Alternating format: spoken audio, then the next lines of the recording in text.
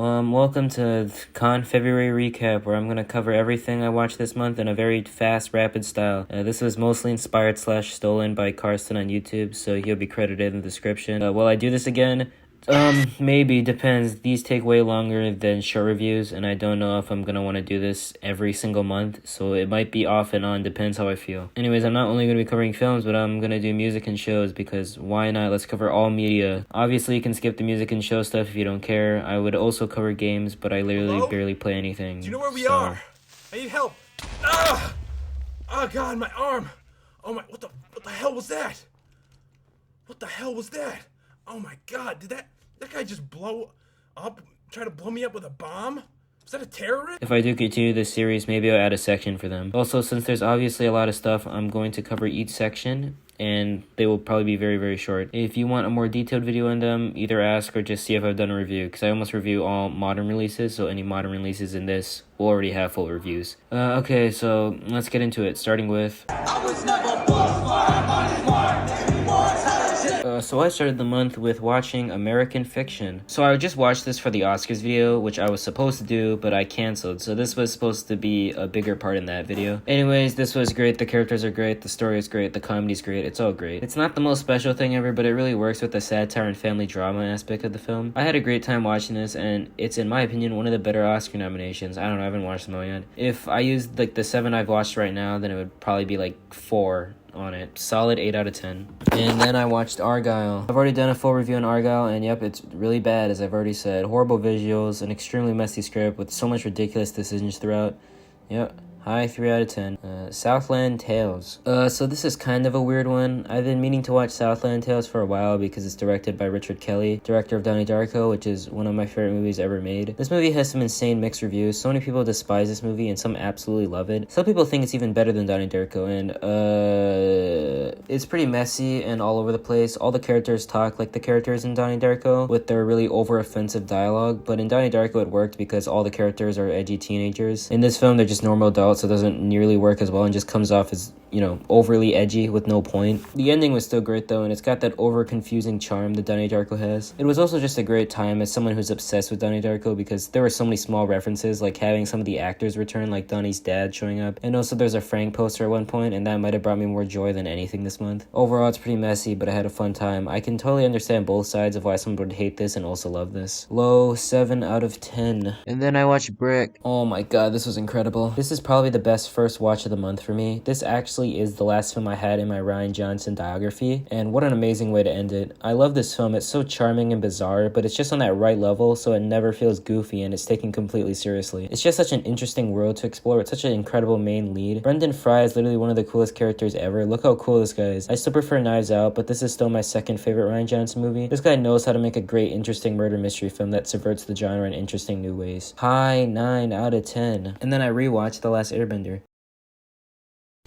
Man, what a dip in quality. When I get into the show section of the video, I'll talk about Avatar: The Last Airbender and how much I love it. But since the live action show is coming out right now, I figured I would also revisit what I consider to be the worst movie ever made. And yeah, it still is. It's just impressive how they managed to make something this horrid out of the Avatar franchise. This movie is genuinely horrifying. The visuals are vomit-inducing. The characters and actors are all blocks of wood. It's horribly whitewashed. Every character's name is mispronounced. It's genuinely impressive how terrible this film is from start to finish. The people who defend this movie are all people who haven't watched the show and just appreciate the ideas here, which aren't even explained in the movie, and they're just an afterthought for what the show accomplished. You could never make a movie out of the Avatar series. The entire point of the show is feeling like you're growing up with these characters after a long period of time. This movie is just like an hour 45 minutes. You get none of that. This is a hellish nightmare from start to finish. Low 1 out of 10, not even 0 out of 10. And then I rewatched The Holdovers. Again, I rewatched this film for the canceled Oscar video. This is honestly amazing. I love this movie so much more than I did the first time. I actually was supposed to talk about it in the 2023 honorable mentions video, but I was kind of too late. So now after rewatching it, this would absolutely make my top 10 films of the year, something like 6th or 7th place, because this was fantastic. There's just something so charming about this movie. It's non-stop entertaining, and it just feels like an instant classic the moment it starts. What an amazing time.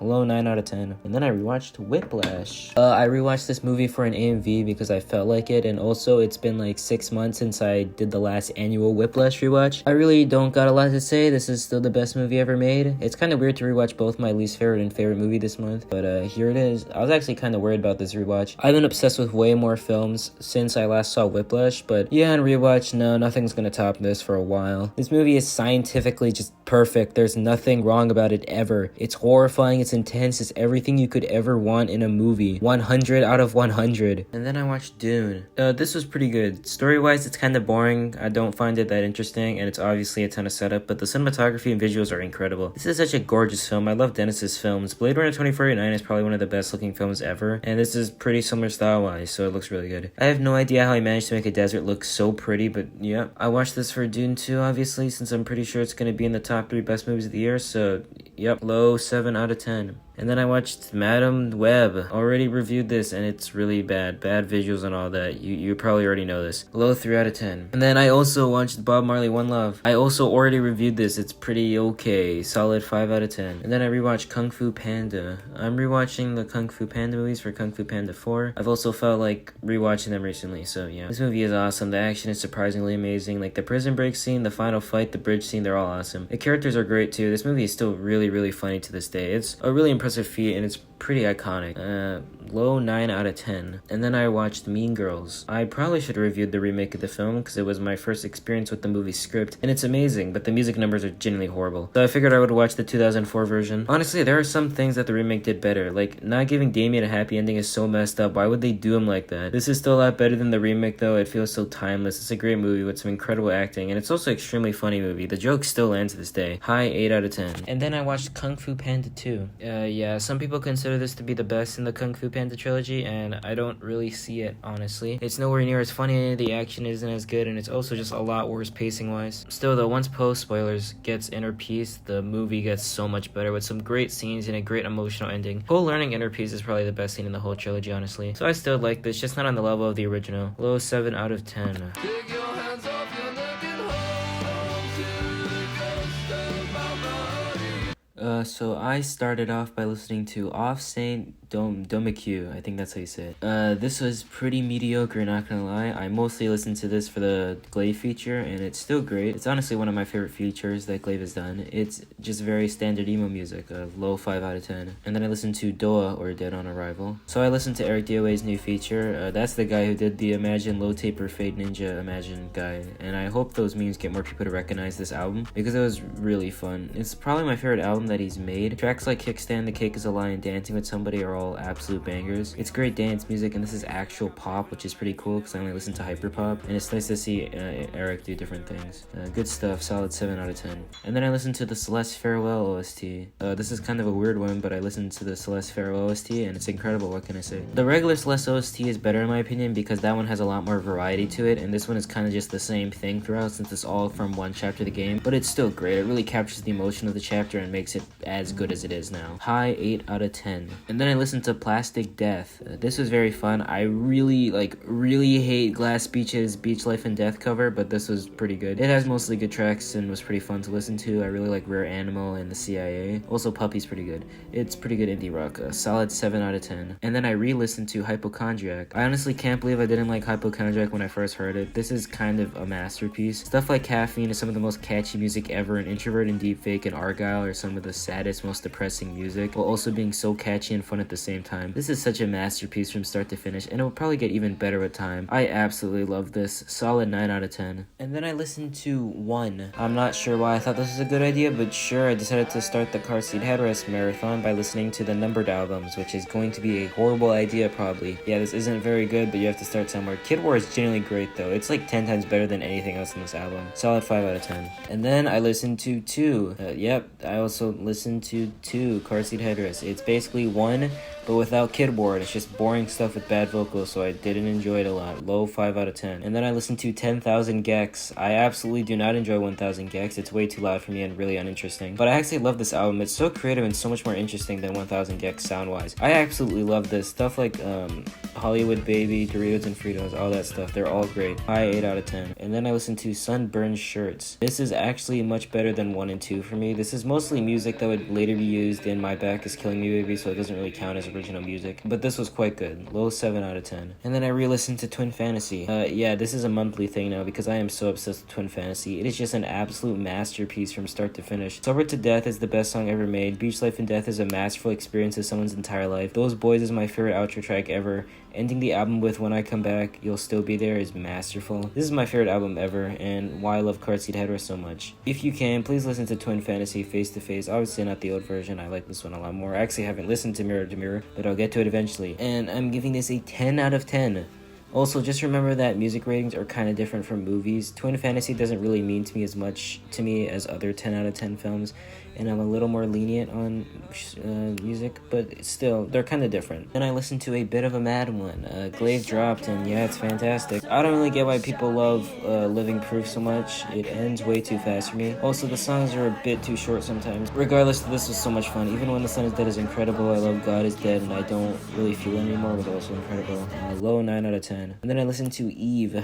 Good stuff, pretty cool hyperpop album. That's pretty creative sound-wise. It's fun, not much else to say. Low 7 out of 10. And then I listened to Spirit Phone. Lemon Demon guy, he makes music, and Spirit Phone is very, very good. It's real fun music, feels like it came straight out of the 2010s. It does fall a bit once it starts removing lyrics and just starts putting instrumentals. I didn't really care for those. And there are some weak tracks here and there towards the end, but I still really like this. High 7 out of 10. And then I listened to the Celeste 64 OST. And why not? I listened to the Celeste 64 OST, and it's obviously very, very good. The tracks are basically sound effects, and there's only like 3 real songs in here, but they're all great. What do you want to know? Lana Rain still has it. She can still make incredible music. Low 8 out of 10.